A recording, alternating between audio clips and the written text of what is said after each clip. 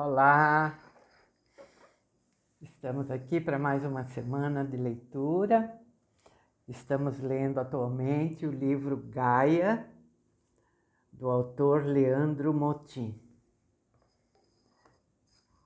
Eu vou retomar um parágrafozinho só para a gente pegar o fio da meada, porque eu parei no meio do capítulo, né? Tá bom? A história dos samurais é adorada, principalmente em função dos códigos de conduta que esculpiam a vida e a morte desses guerreiros. Eram leais servidores do Japão feudal. O caminho do guerreiro é chamado Bushido.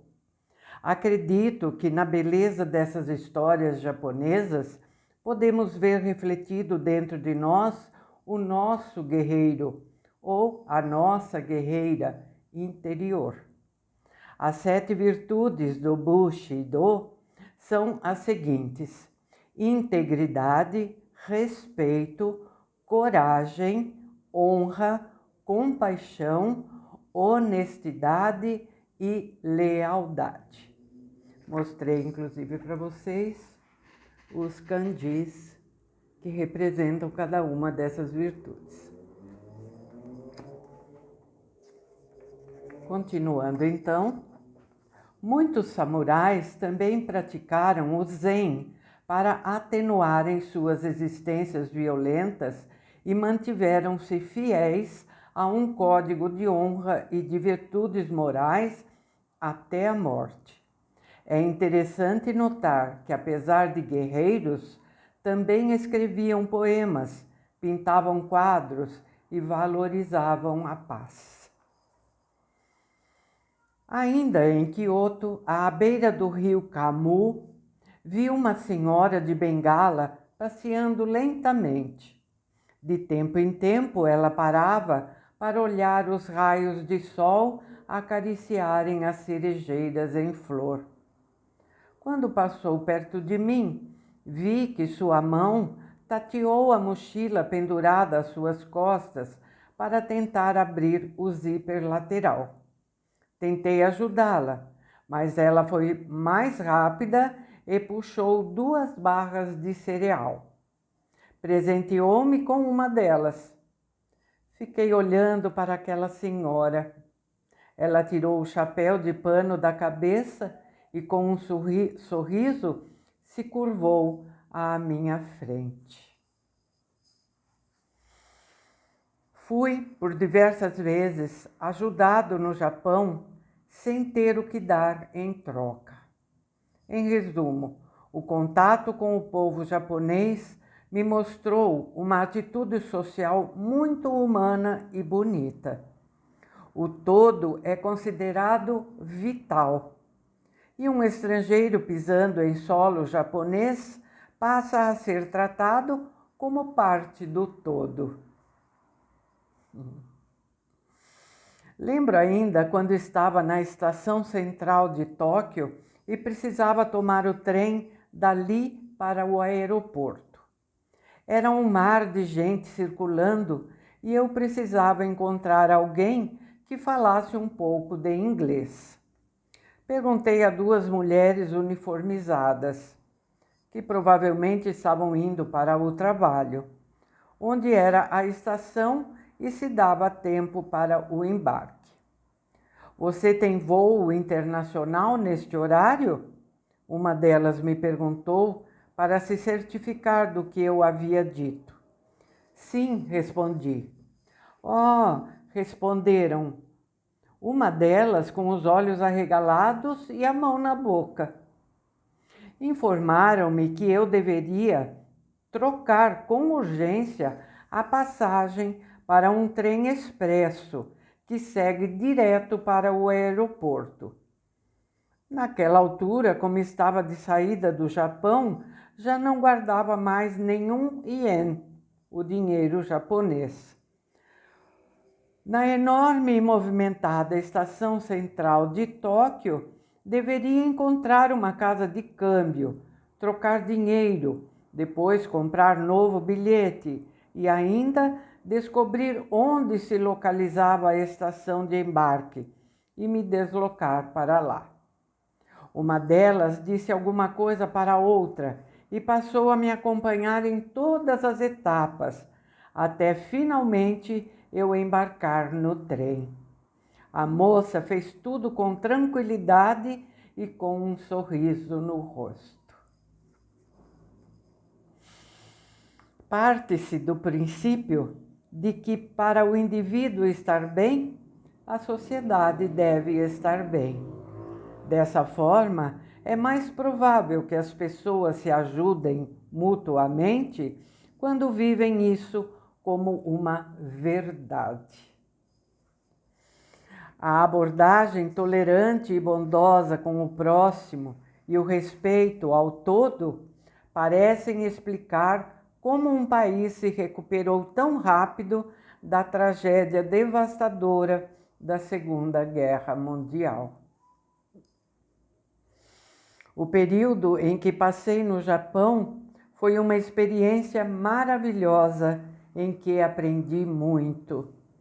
Finalizo este capítulo com um verdadeiro domo arigatou gozaimasu ao povo japonês e com uma frase de Doshin-so. Abre aspas, metade para a sua própria felicidade e metade para a felicidade dos outros. Fecha aspas. Agora eu vou ler para vocês o segundo trecho do poema, cuja primeira parte eu li nos vídeos anteriores, né? Que se chama Expedição Vida. Então, esse segundo trecho diz assim: existe um lugar onde a mente se aquieta e o coração dança com as estrelas. A senda estreita passa por trilhos escarpados, passa por trilhas escarpadas e florestas desconhecidas. Os mesmos vales escuros que assustam também escondem tesouros insondáveis. Onde o buscador molda seus pés no barro da humildade. Como eu disse, no término da leitura de todo o livro, eu vou ler a sequência total desse poema, que o autor destrinchou em várias partes do livro. Tá bem? Bom, nós vamos entrar agora num novo capítulo chamado Dreamtime. Ele abre o capítulo com esta frase: é melhor você ouvir sua voz interior.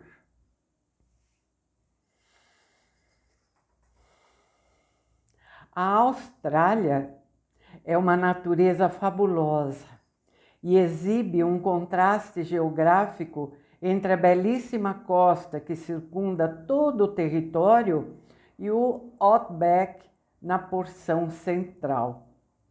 Um deserto vasto e selvagem chamado de Red Center, ou Centro Vermelho. O país tem uma infinidade de atrativos.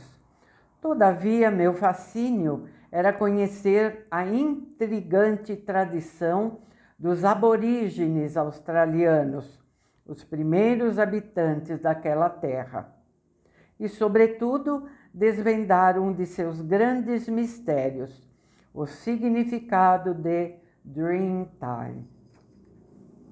Nos tempos ainda de universitário, assisti no Brasil à apresentação musical de uma banda australiana com integrantes aborígenes. Estava bem em frente ao palco e observei aquele grupo de terras distantes e tradições milenares. Fiquei atento às suas características peculiares. Tinham a pele bem escura, ossos da face protuberantes, corpos pintados, uma presença forte e um instrumento comprido de sopro, cujo nome descobri somente anos mais tarde. Já conhecia a música da banda U2 Indie desde a adolescência. A melodia ritmada pelo som do didgeridoo, o referido instrumento de sopro que parece o latido de um cachorro, foi-me apresentada pela primeira vez por amigos, no tempo em que a juventude nos permitia tocar a liberdade com a ponta dos dedos, quando viajávamos para ficar perto do mar e da natureza. O sentimento de liberdade era quase palpável. Foi mágico assistir àquela banda australiana. Lembro que fiquei impressionado com a oportunidade de ver aquela dança atípica e ouvir uma melodia diferente que vinha do outro lado do planeta.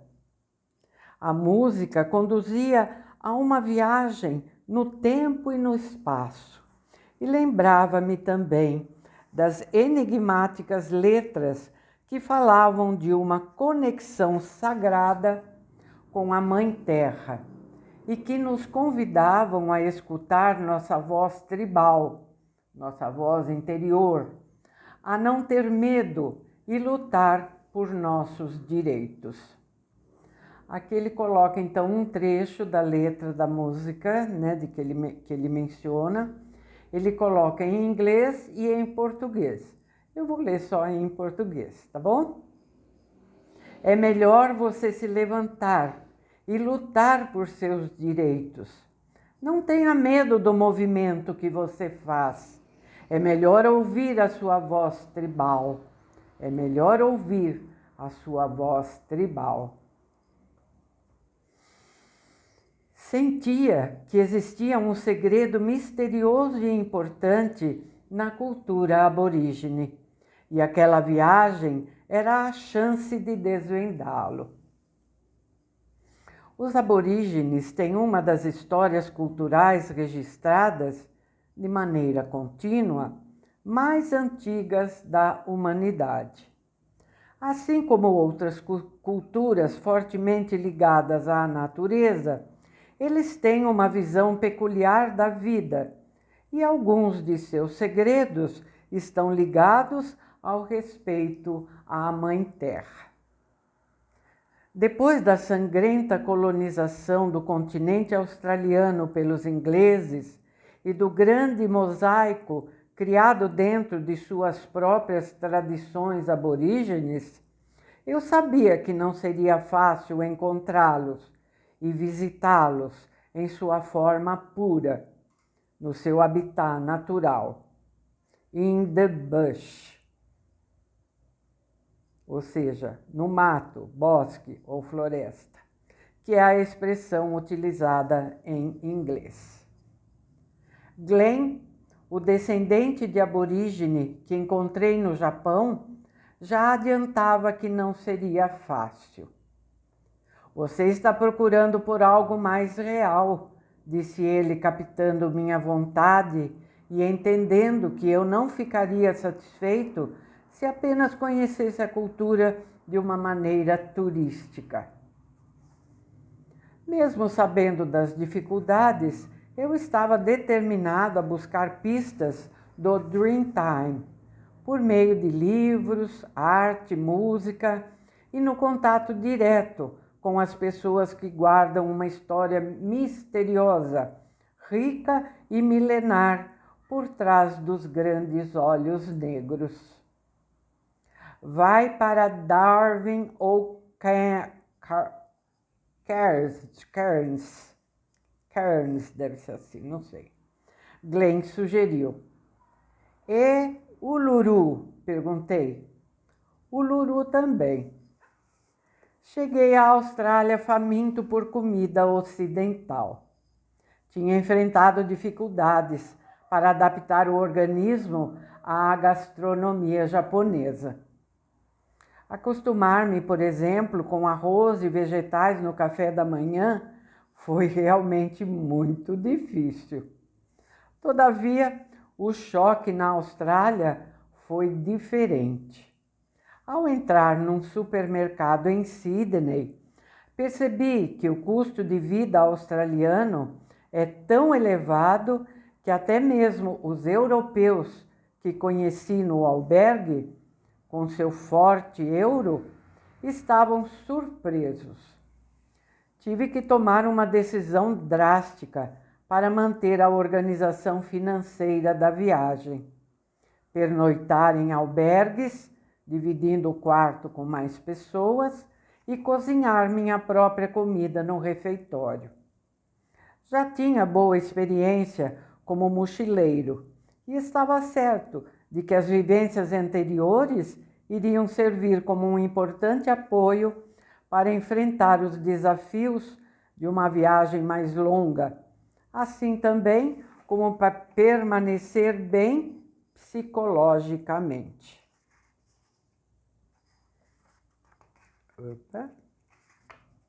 Ademais, os mochileiros formam uma tribo de aventureiros com quem sempre me identifiquei. Talvez seja pelo amor à liberdade ou pela vontade de trocar o ponto de interrogação que carregam na mochila por um ponto de exclamação. O encontro entre backpackers é um evento que transcende as relações humanas viciadas pela rotina do dia a dia.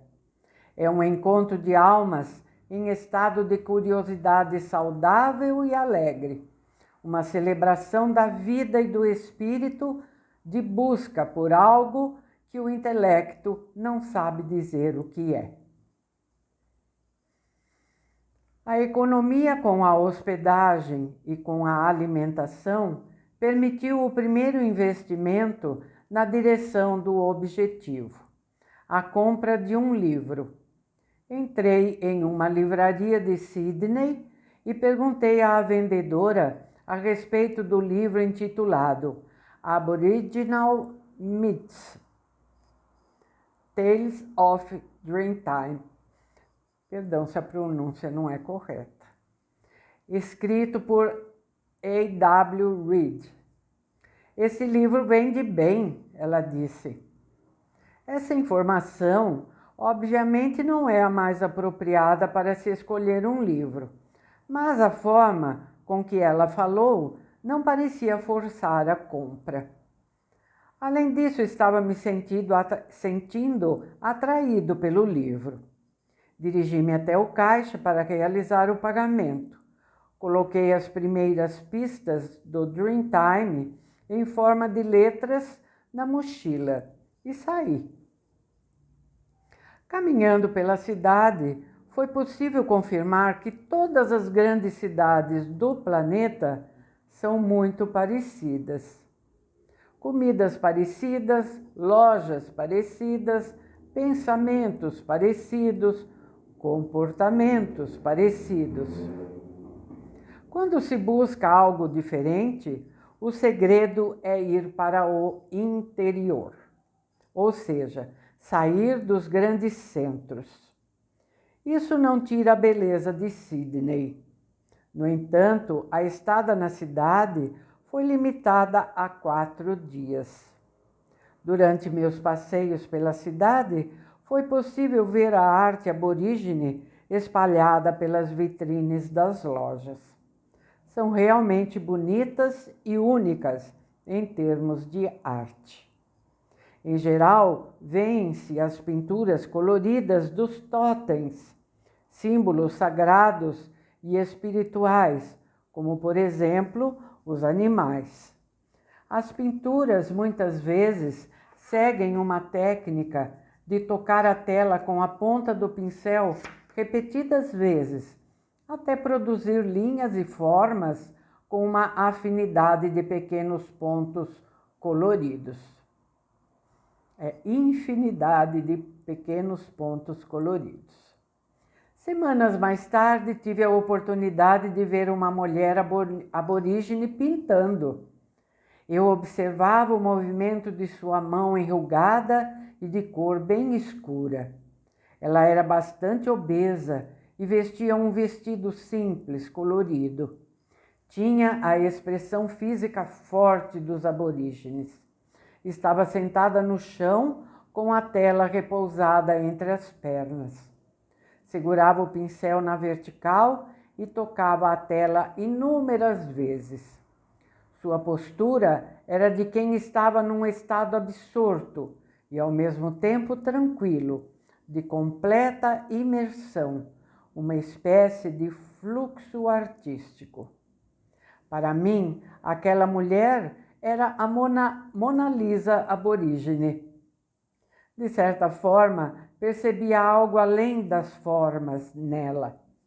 Decidi registrar aquele momento magnífico com a câmera do celular, mas fui impedido pela mulher que estava próximo e gerenciava a venda das pinturas. Posteriormente, fiquei sabendo que os aborígenes não gostam de ser fotografados e que alguns até consideram que quando você é fotografado, você perde sua alma. Depois de Sydney, viajei para Gold Coast de ônibus. Hospedei-me em uma comunidade de surfistas em Coolangatta. O lugar é paradisíaco. O recorte da costa permite alcançar em poucos minutos 4 praias diferentes: Sniper Rock, Greenmount Point, Debach e Kira. Essas praias formam uma reserva nacional. No trajeto entre uma praia e outra, avistei uma placa em tributo ao espírito dos aborígenes naquele jardim do Éden perto do oceano. Gold Coast Point Breaks National Surfing Reserve. Essa reserva de surf tem sido local significativo para surfistas por décadas. Esta área é dominada pelos valores espirituais de Wollongong, um antigo vulcão sagrado para o povo aborígene por milhares de anos. Isso é o que estava na placa, tá? As rochas vulcânicas submersas próximas à costa ajudam a moldar as ondas, conferindo-lhe linhas belas e perfeitas para a alegria dos surfistas. Olhei a previsão do tempo para os 10 dias seguintes e na tela do celular apareceram 10 sóis. O sol é uma das marcas da Gold Coast. A primeira cena inusitada que vi nas areias da praia se desenrolou não muito longe daquela placa. 2 jovens mulheres, usando pesadas burcas pretas, se encaminhavam para um banho de mar. Que privação não poder sentir a água salgada, acariciar o próprio corpo naquelas águas maravilhosas, pensei. Olhei para o lado e observei a disparidade ao ver outras mulheres usando biquíni. As seguidoras da fé islâmica mergulharam no mar, envelopadas pelas longas vestimentas pretas que cobriam também a cabeça. Saíram do mar com um sorriso no rosto. Refleti sobre quem eu era para julgar algo que para elas parecia natural.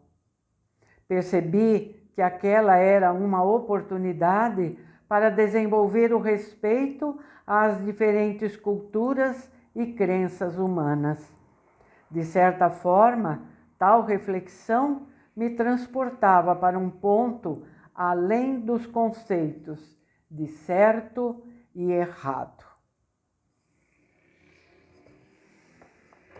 Bom, acho que estamos num bom tempo de vídeo, então eu vou parar por aqui e no próximo vídeo a gente dá continuidade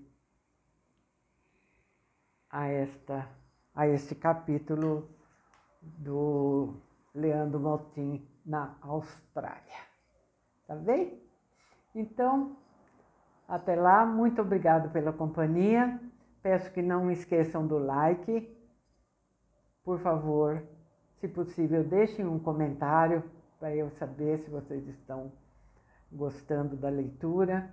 E também me ajudem na divulgação do canal, compartilhando os vídeos. Tá bem? É muito importante para o canal crescer e atingir muitas pessoas, né? Que vão se beneficiar dessas leituras. Está bem? Então, muito obrigada e até o próximo vídeo.